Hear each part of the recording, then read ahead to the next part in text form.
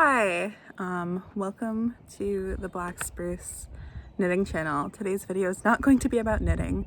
My name is Allie if you haven't watched one of my videos before, and sometimes I am going to make videos about homesteading and gardening and growing things.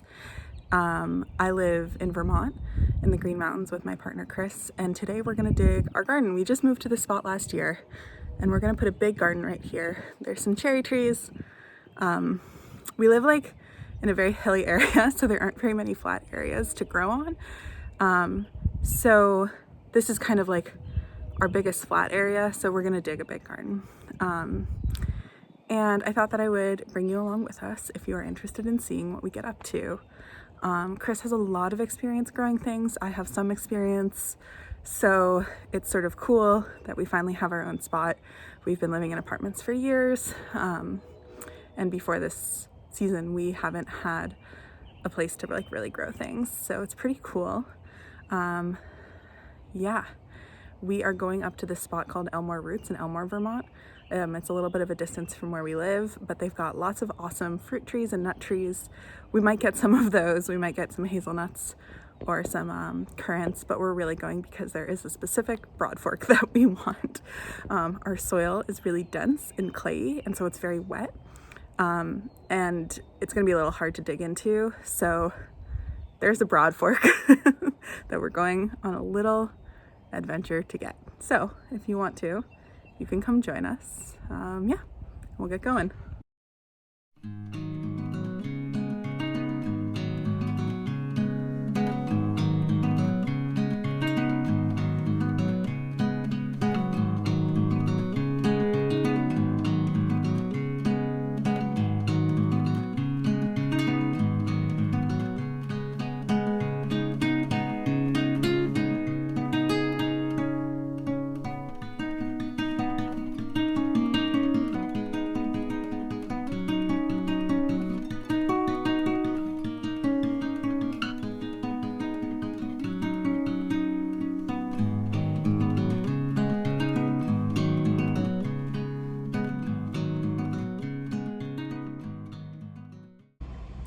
So we just got back from Elmore Roots. It was amazing.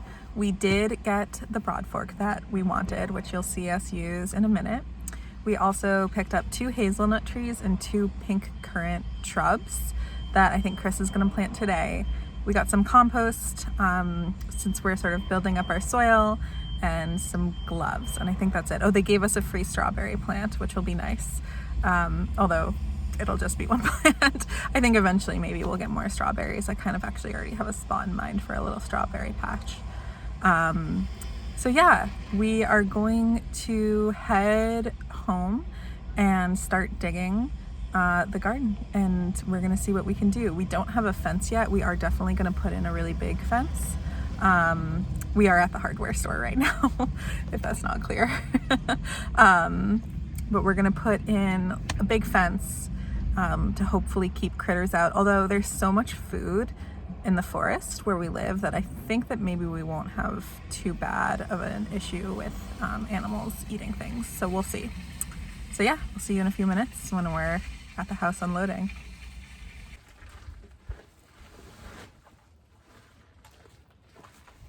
Come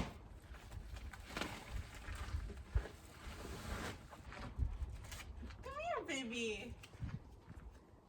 He thinks we're going somewhere. So this is a broadfork, and we're using a broadfork instead of a rototiller to till our garden because with rototillers, the tiller blades go really deep into the soil and they churn it up really fast and mix up all of the soil communities that exist within it, and oftentimes like the important nutrients and bacteria get shifted up to the top where they kind of dry out and die. Whereas with the broadfork, you're kind of using the fork to lift open the soil, so you're able to pull out the weeds that you want and till up the garden, but also you're creating these pockets where air and nutrients can then go deeper into your soil. So it's healthier for your soil. It's human powered. it's practically you just kind of jump on it. I'm not going to do it in our stone driveway, but you could jump on it and then you use your power to shift and it pulls up the earth. And this one is a pretty fancy broadfork. It's all steel. It's kind of the Cadillac of broadforks. It's the Meadow Creature. And we chose it because our soil is pretty heavy clay, and I'm suspecting there's also a lot of rocks. So Do you want to go try it out? I'm excited to use it. Yeah. Yeah, let's go try it. Cool. Slam it in. Yeah, it's fine all the way. And step on it. Get a little. Get it as deep as you can get it. Close it up. And then I can do that.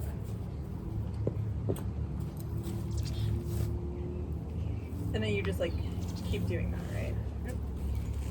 You can do a couple passes. That's pretty good. Look at that. That looks awesome. Can I try? Yeah. Like right here. So do like a slam. It doesn't have to be super easy. Yep. Step on it. Do like a little full feet. You can balance on it. It's gonna hold you in. I'm slippery because of the sunscreen. Stand on it and go like. I think that's good. That's good. Now lean back. And hold it like this, like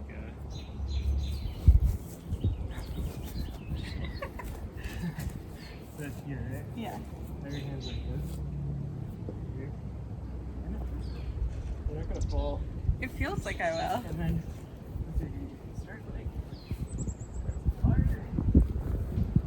So all of our garlic that we planted in the fall came up. I'm gonna show you. Very excited. Planted a lot of garlic.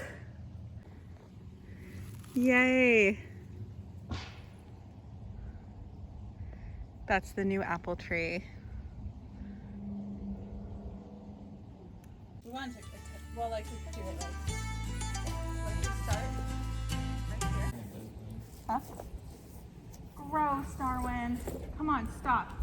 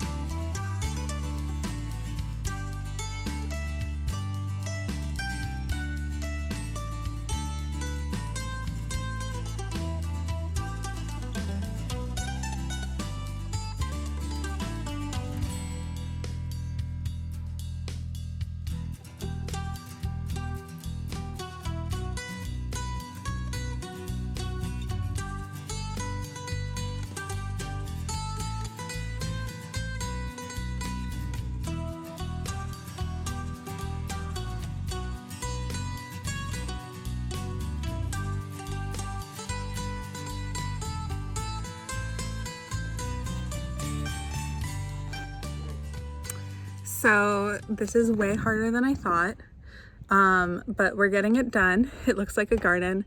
I was going to do the broad forking and Chris was going to go plant the trees, but I was finding it very difficult. So Chris is helping me with the broad forking, and I'm pulling out the grass and knocking off the soil. And yeah, and we're making a garden. It's happening. It's really warm today. Yeah.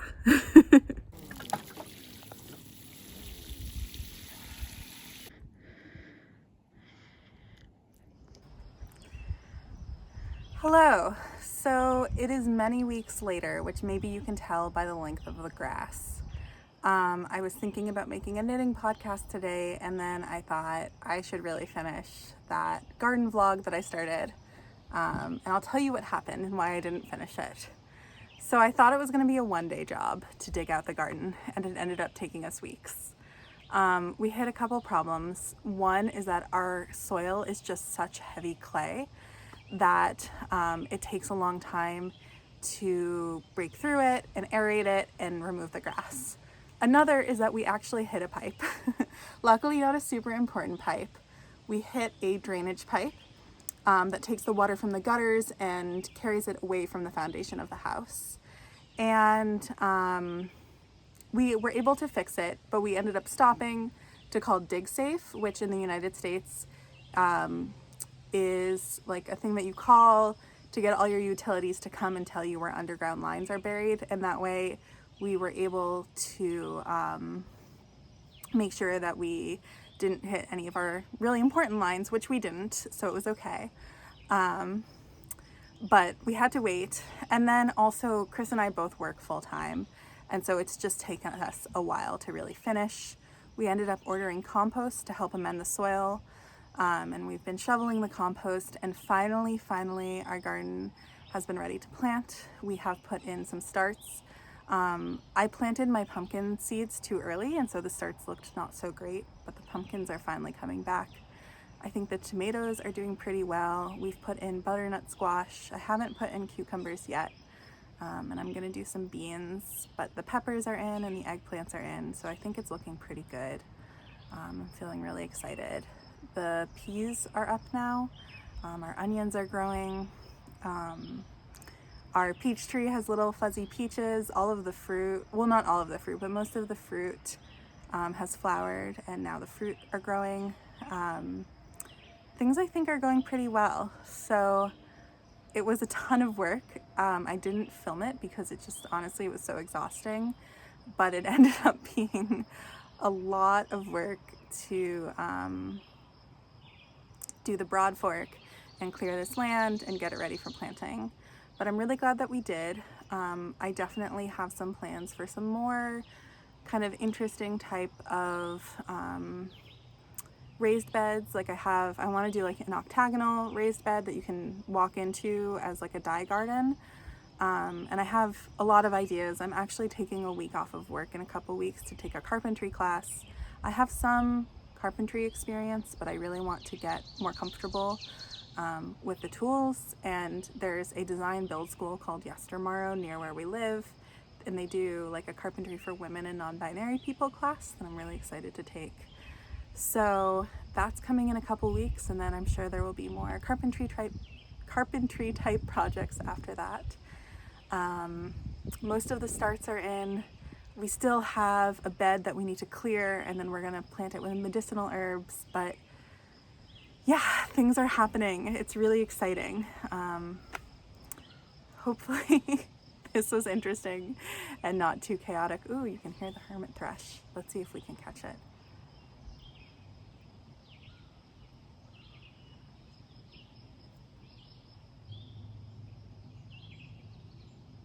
I should go into the woods to try to catch the hermit thrush. It has the most beautiful call. It sounds like an elven bird, I think. That's what Chris says, that it's like elf bird music. But yeah, I might do a podcast at some point to update you all on the wedding dress that I am knitting. There's the hermit thrush again. So pretty. But I don't know. I don't have that much knitting to show right now. So yeah, let me know if you did enjoy this though, because I would love to make more content about kind of the stuff that we're doing around the house, and if you decided to come back. Hi. You want to go inside? All right, I'm gonna take Darwin inside and get him some water.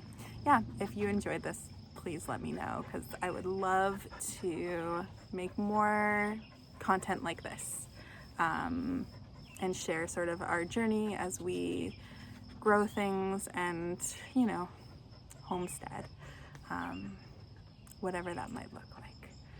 So yeah, I hope you have a great day. Take care, and maybe I'll see you soon.